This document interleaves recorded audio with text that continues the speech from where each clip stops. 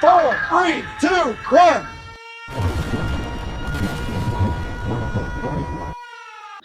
Почему-то все думают, что это должна быть кнопка. Одна, большая, красная. На самом деле это ключ. Точнее два, в разных углах комнаты, чтобы один человек не мог дотянуться до обоих и запустить самостоятельно. А я только что сделал. Запустил ядерную ракету. А давайте обо всем по порядку.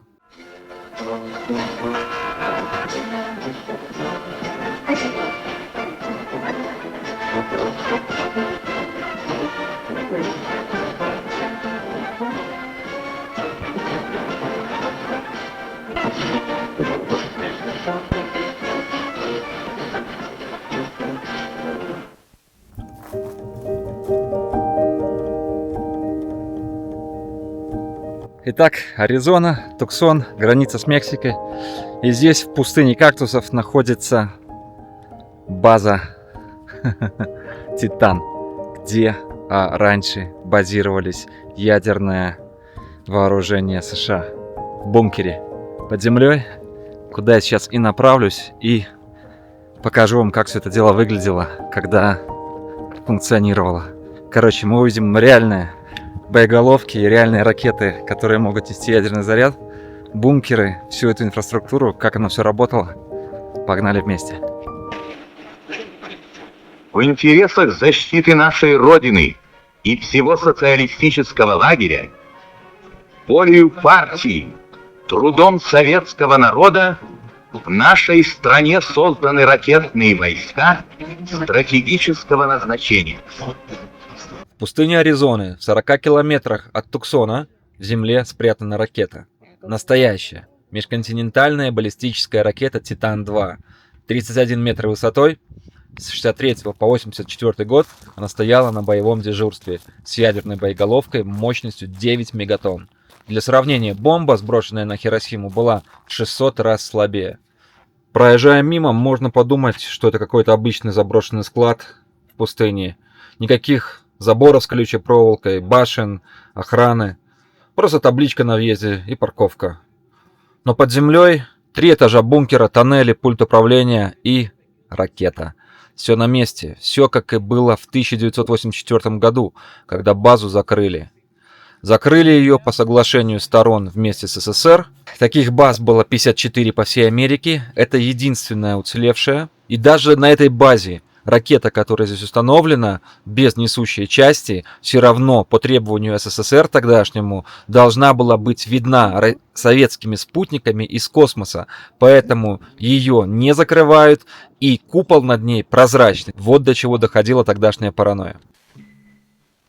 Советская атомная промышленность оснастила ракетные войска стратегического назначения различными по мощности термоядерными зарядами. На долгие годы заступают ракеты на боевое дежурство.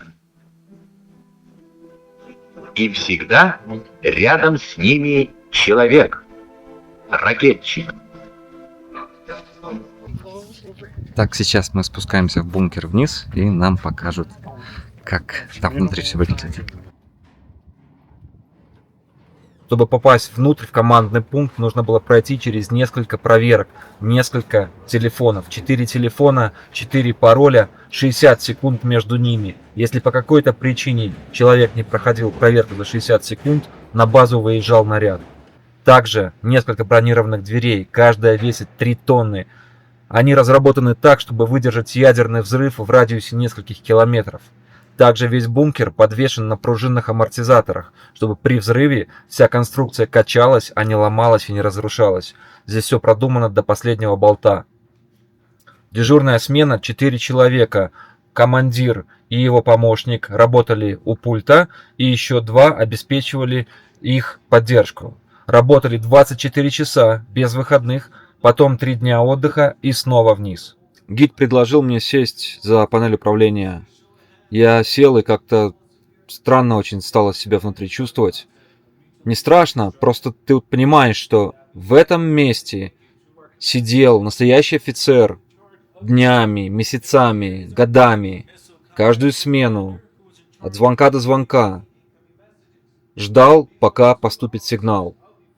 Знаете, даже когда расстреливают кого-то, приговоренного к смерти, говорят, что там из 10 офицеров, которые стреляют, у одного есть холостой патрон. И каждый думает, что это он. И ответственность чуть-чуть меньше. А тут нету холостого патрона. Тут только ключ. И не одного человека надо убить, а десятки, тысячи, может даже миллионы.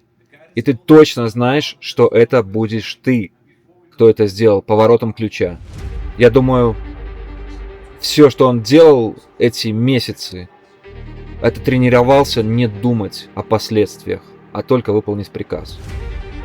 Чтобы запустить ракету, нужно 2 человека и 2 ключа одновременно на повороте. Расстояние между ними специально рассчитано так, чтобы один человек физически не мог дотянуться до обоих ключей. Перед этим приходит кодированный сигнал, и ты достаешь из сейфа папку, красную папку, в которой ты проверяешь код, проверяешь, что это код пришел действительно от президента, от руководства страны. И также в этом коде зашифрован тип атаки, который ты вносишь в устройство ракеты. Ты не знаешь, куда она полетит. Там всего лишь 3 цели. Цель номер 1, цель номер 2 и цель номер 3. Ты не знаешь, что это за цели. Ты только выбираешь номер цели согласно порученному шифру. Ключ вставлен. По команде поворачиваем вместе. Удерживаем 2 секунды. Ракета пошла. Вот и все. Вот так это работало. Внимание! Сигнал! Снять блокировку. Есть блокировка. Внимание. Пуск. Есть пуск. Отлично! А сейчас идем по коридору прямо к ядерной ракете. Вот такое вот расстояние большое от рубки управления до самой ракеты. В этой, в 17 других штатах вокруг Тусона стояли настоящие боевые ракеты. Каждая заранее запрограммированной целью. Пахнет здесь, конечно, каким-то порохом, топливом, непонятно чем, но очень специфически. А вот и крошка-малютка. Цель конкретно этой шахты до сих пор засекречена. Но все они были закрыты в рамках договора между США и Россией о ядерном разоружении. Хотя Россия объявила о приостановке участия в договоре 21 февраля 2023 года, формально его срок истек согласно установленному графику 5 февраля 2026 года, ровно месяц назад.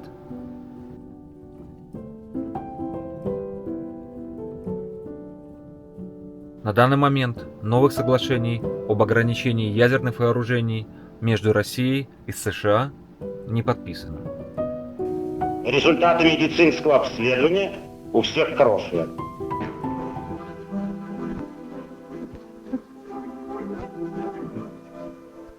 Первый, я 12-й, прибыл для смены.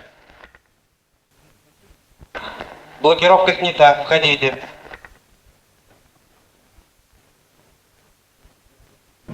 Произвести опрос состояния всех пусковых установок. Есть произвести опрос. Все пусковые установки в норме. Принять боевое дежурство.